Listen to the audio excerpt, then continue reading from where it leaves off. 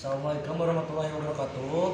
Perkenalkan, nama saya Heru Azhabi dari kelas 1C di jurusan Teknik Informatika. Di sini saya akan menjelaskan bagian-bagian mana saja hardware di komputer, apa saja nama-namanya, dan fungsi-fungsinya apa saja. Sebagai berikut.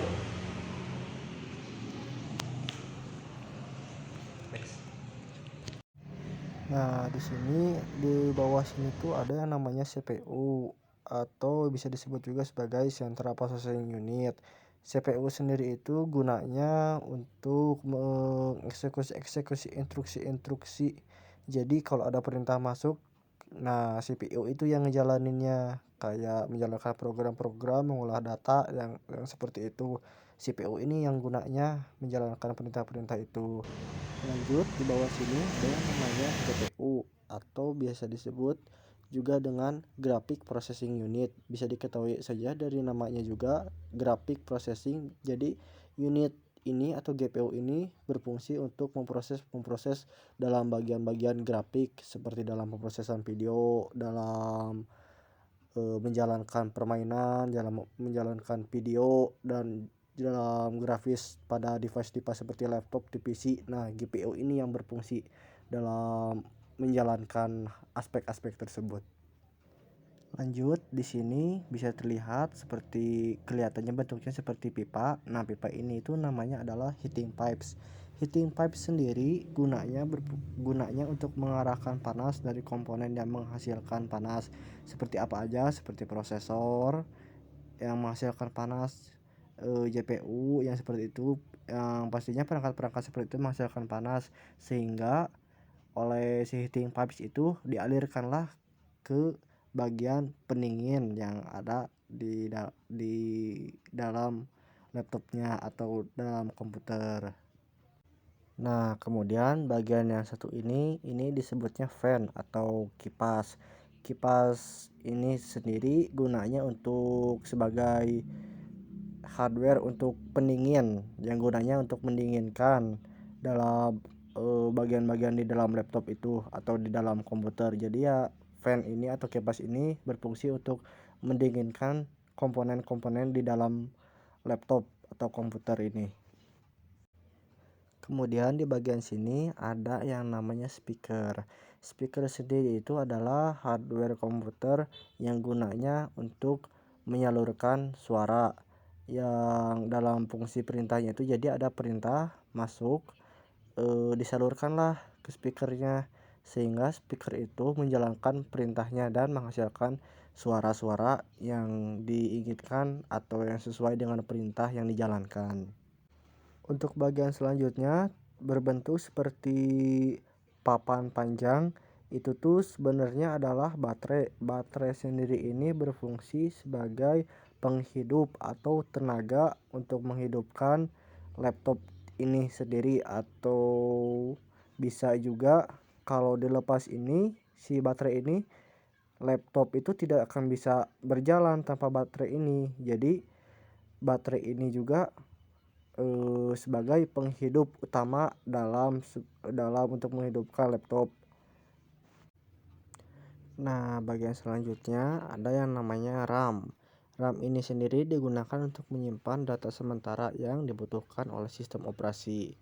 Jadi, program yang berjalan pada komputer atau perangkat elektronik itu bisa dimungkinkan untuk aksesnya lebih cepat dan efisien ke informasi yang diperlukan saat perangkat-perangkat itu beroperasi. Semakin besar kapasitas RAM-nya itu, ya semakin besar juga banyak data yang dapat disimpan sementara untuk meningkatkan kinerja dan responsibilitas sebuah perangkat-perangkat tersebut. Selanjutnya ada yang namanya motherboard. Bisa dilihat ada yang papan sirkuit berwarna biru besar ini itu yang namanya adalah motherboard. Motherboard sendiri itu berfungsi sebagai pusat penghubung dalam komputer untuk menghubungkan komponen-komponen utama dalam sebuah komputer atau laptop. Apa saja yang bisa dihubungkannya? Menghubungkan komponen-komponennya itu seperti CPU, RAM, kartu grafis, kartu suara, komponen-komponen lainnya, bahkan input output seperti flash disk atau VGA. Nah, itu tuh nanti disambungkannya kepada si motherboard itu sendiri. Motherboard sendiri itu berperan penting dalam mengkoordinasikan fungsi berbagai komputer dalam suatu sistem komputer. Selanjutnya ada yang namanya SSD. Jadi pada umumnya atau pada dasarnya penggunaan SSD itu untuk memberikan peningkatan signifikan dalam kinerja dalam pengalaman pengguna pada saat penggunaan komputer itu. Kemudian selanjutnya yang berbentuk bulat seperti ini namanya adalah CMOS. Jadi CMOS sendiri itu berfungsi untuk menyesuaikan jam atau waktu supaya sesuai di dalam komputer itu.